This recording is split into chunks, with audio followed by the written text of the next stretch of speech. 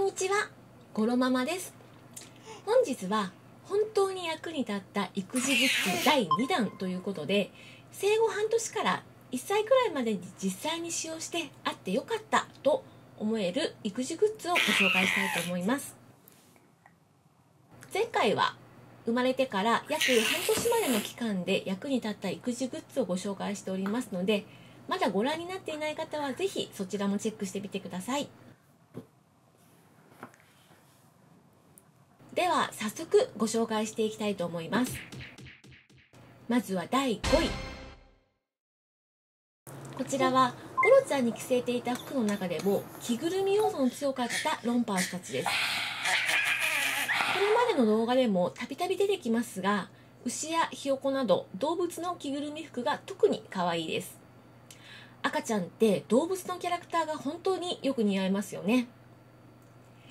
最近はお姉さんっぽい服装も増えてきたゴロちゃんですが、たまにこういった着ぐるみ風の洋服を着せるとやっぱり似合っているなぁと思います。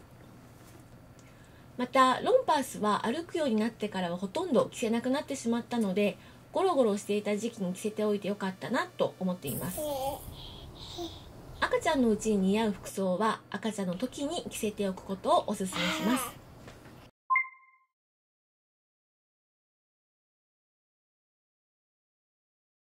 続きまして第4位。こちらは電動爪やすりです。生まれた直後は赤ちゃん用ハサミを使って爪切りをしていたのですが、きれいに丸くカットすることができずにいて、何か方法はないかと探していた時に発見したのがこちらの電動爪やすりです。やすりで爪をカットしていきますので、カットができにくく滑らかな形にカットすることができます。また最近はどんどん力も強くなってきて、パパやママがゴロちゃんに引っかかれることもありますし、ゴロちゃん自身が自分の爪で顔に傷を作ってしまったこともあったので、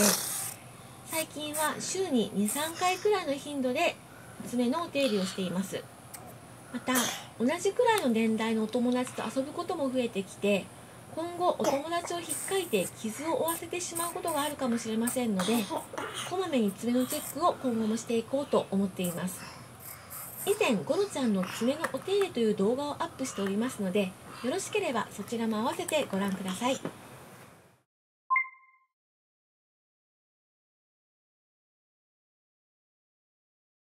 続きまして第3位。こちらは離乳食グッズから2品をご紹介します。1つ目はピジョンの炊飯器用おかゆポットです。炊飯器でご飯と一緒に離乳食用のおかゆが炊けるという便利グッズです。電子レンジでおかゆを作るグッズも使用していたのですが、おかゆが溢れたりとうまく使いこなせませんでしたが、こちらの炊飯器用おかゆポットは炊飯器に入れて普段お米を炊くのと同じようにスイッチを入れるだけで希望する硬さのおかゆが作れるので大変便利でした。いろいろなメーカーから同じような商品は出ていますが、こちらの商品はステンレス製のためかなり丈夫で、我が家の圧力タイプの炊飯器でも問題なく使用できましたので、大変使い勝手が良かったです。10分がゆから7分がゆ、5分がゆと作ることができますので、離乳食開始時から長く使用できます。こし器など裏ごしするセットもついていますので、ひとまずこれ一つあればおかゆ作りに困ることはありませんでした。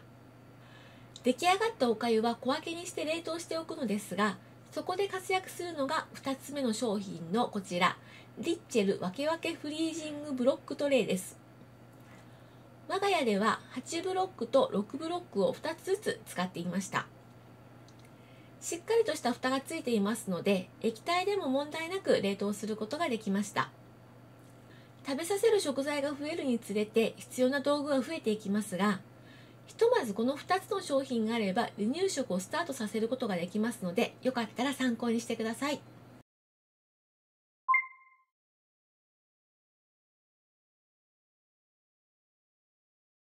続きまして第2位。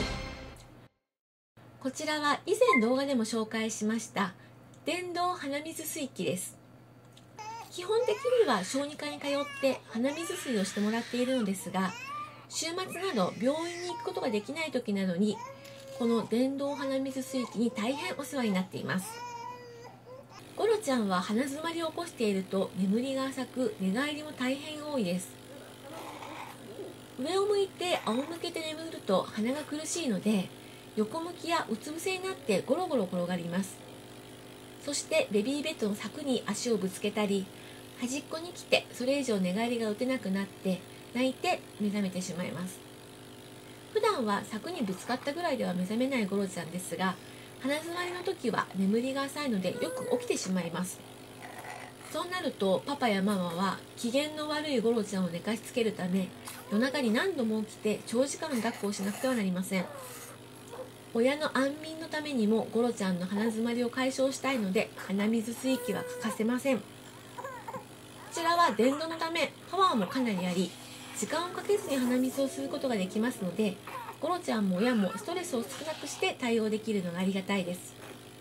お値段は決して安くはありませんが、鼻風邪タイプのお子様にはぜひおすすめする一品です。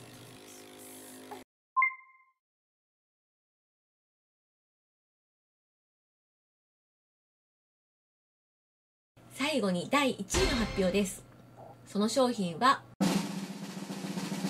スイマーバです。今までも何度か動画で登場しているこちらのスイマーバですが、ベビーバスを卒業してからのゴロちゃんのお風呂には欠かせない必需品となっています。初めて使った時には嫌がってあまり使わせてくれなかったので、ゴロちゃんには合わないかなと思っていたのですが、2、3回目から浮くことと楽しみを分かってくれたのか、スイマーバをつけた状態で浴槽ではしゃぐようになりました。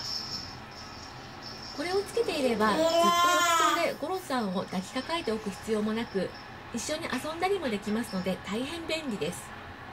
眠い時などはこれをつけてお風呂に浮かびながら寝てしまうこともありましたので、本人も不快感などなく使ってくれていると思います。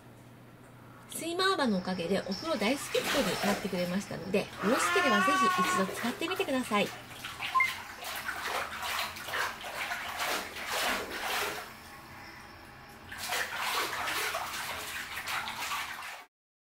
生後半年から1歳までは離乳食が始まったり子供が歩き始めたりと少しずつ変化の出てくる時期ですが、生後すぐほど必要なグッズは少ないと思います。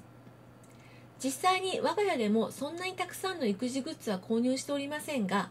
今回ご紹介した5品は振り返ってみるとこの時期に役に立ってくれていたなぁと思えるものばかりでしたので、今回ご紹介させていただきました。皆様のご参考になると嬉しいです。